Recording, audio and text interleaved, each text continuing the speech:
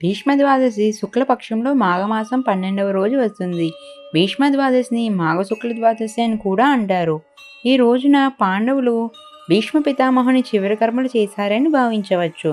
ఇది భీష్మాష్టమిలో ప్రారంభమయ్యే భీష్మ పంచక వ్రతం ముగింపును సూచించే పవిత్రమైన ద్వాదశి వ్రతము.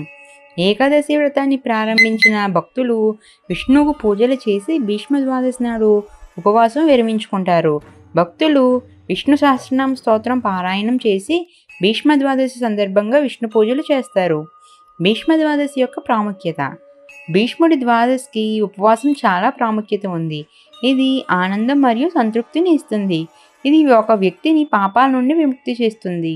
ఈరోజు ఓం నమో నారాయణ అనే నామంను పఠించాలి. ఇది ఒక వ్యక్తి పాపాల నుండి ఉపశమనం చేకూరుస్తుంది. భీష్మ ద్వాదశి గురించి ఒక ప్రసిద్ధ పురాణం ప్రకారం శాంతను భార్య గంగాదేవి దేవవ్రత అనే కొడుకుకు జన్మనిచ్చింది. దేవవ్రతకు జన్మనిచ్చిన తర్వాత ఆమె శాంతనను విడిచిపెట్టింది. శాంతను నిరాశకు గురయ్యాడు. ఒకసారి శాంతను గంగా నది దాటాలని అనుకున్నాడు మరియు సత్యవతి అని పిలువబడే ఒక మత్స్యగంధకు చెందిన పడవలో కూర్చున్నాడు. శాంతను ఆమె అందంతో ఆశ్చర్యపోయాడు. అతను వివాహం చేసుకోవాలనుకున్నాడు. తన కుమార్తె లేదా కొడుకు శాంతను సింహాసనం అధిష్ఠిస్తాడనే షరతుపై సత్యవతి తండ్రి అంగీకరించారు. శాంతను కానీ ఈ షరతును అంగీకరించలేదు. అందువల్ల దేవవ్రత తన జీవితం అంతా వివాహం చేసుకోనని ప్రమాణం చేశాడు. తన సొంత నిబంధనల ప్రకారం మరణాన్ని అంగీకరించడానికి అనుమతించిన శాంతను అతనికి వరం ఇచ్చాడు. మహాభారత సమయంలో భీష్మ పితామహ పాండవులతో పోరాడాడు. అతి నైపుణ్యాల కారణంగా కౌరవులు యుద్ధంలో గెలవడం ప్రారంభించారు. శ్రీకృష్ణుడు భీష్ముడికి వ్యతిరేకంగా నపుంసకుడైన శిఖండిని వేశాడు. అతను నపుంసకుడైన శిఖండితో పోరాడలేకపోయాడు మరియు తన ఆయుధాలను వదులుకున్నాడు. మాఘ నెలలో అష్టమి రోజున భీష్ముడు సూర్య ఉత్తరాయణ సమక్షంలో తన జీవితాన్ని త్యాగం చేశాడు. ద్వాదశి రోజు అయినను ఆరాధించాలని నిర్ణయించారు. అందువల్ల ఈ రోజును భీష్మ ద్వాదశి అంటారు.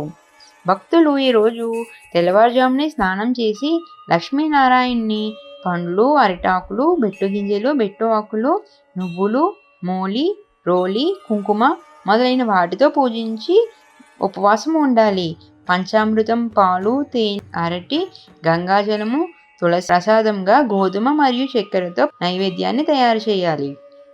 తరువాత లక్ష్మీనారాయణలు పూజ చేసి విష్ణు సహస్రనామం చదవాలి. లేకపోతే శ్రద్ధగా భక్తిగా వినడమైనా శ్రేయస్కరం. అలాగే లక్ష్మీదేవిని పూజించాలి. తులసి చెట్టు వద్ద దీపం వెలిగించి ధూపదీప నైవేద్యం సమర్పించాలి. అందరికీ ప్రసాదం పంచి తాము కూడా ఆ ప్రసాదాన్ని స్వీకరించాలి. ఇలా భీష్మ ద్వాదశి రోజును జరుపుకోవాలి.